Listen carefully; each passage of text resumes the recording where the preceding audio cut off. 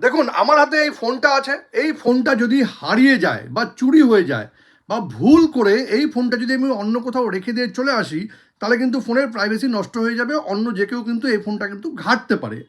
তো এরকম অবস্থায় আমি কি করব, আমি করব আমার যে আরেকটা ফোন আছে বা অন্য যে কোনো কারো ফোন নিয়ে এই ফোনটাকে কিন্তু আমি লক করে দিতে পারবো।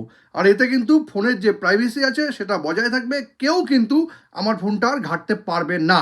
তবে এটা আপনি করবেন কি করে জানতে গেলে ভিডিওটা শেষ পর্যন্ত দেখুন, আর প্রসেসটাও একদম সেভ করে নিন। দেখুন এই জন্য কি করতে হবে, এই যে গুগলটা আছে, গুগলে ক্লিক করবেন। ক্লিক করে নেওয়ার পরে সার্চে গিয়ে আপনাকে লিখতে হবে রিমোট লক। দেখুন শুরুতেই লেখা আছে রিমোট লক। এই রিমোট লক আছে, এখানে ক্লিক করবেন। এবার এখানে ক্লিক করে নেওয়ার পর এই যে প্রথম যে ওয়েবসাইটটা আসছে এখানে ক্লিক করবেন।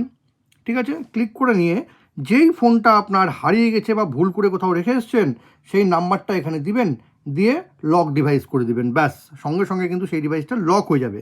বাট এটা করতে গেলে সেই ডিভাইসে কিন্তু আগে থেকে একটা সেটিংস করে রাখতে হবে, মানে যেই ডিভাইসটা আপনার হারিয়ে গেছে বা ভুল করে কোথাও রেখে চলে এসছেন সেখানে একটা সেটিংস কিন্তু আপনি করে রাখবেন।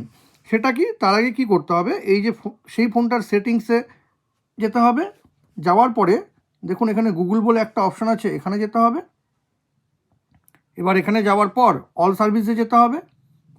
এবার সোজা নিচে চলে আসবেন। নিচে আসার পর এখানে দেখুন একটা অপশান আছে থিপ প্রোটেকশন বলে, দেখুন এই যে আছে থিপ প্রোটেকশন। ঠিক আছে, থিপ প্রোটেকশানে ক্লিক করবেন।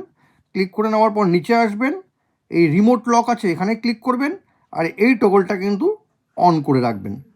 তারপরে কী হবে, সেই ফোনটা যদি হারিয়ে যায়, চুরি হয়ে যায় বা ভুল করে কোথাও রেখে চলে আসেন, আপনি কিন্তু যে কোনো ফোন দিয়ে সেই ফোনটাকে রিমোট লক করে দিতে পারবেন বা বন্ধ করে দিতে পারবেন। কেউ কিন্তু সেই ফোনটা আর ওপেন করতে পারবেন না।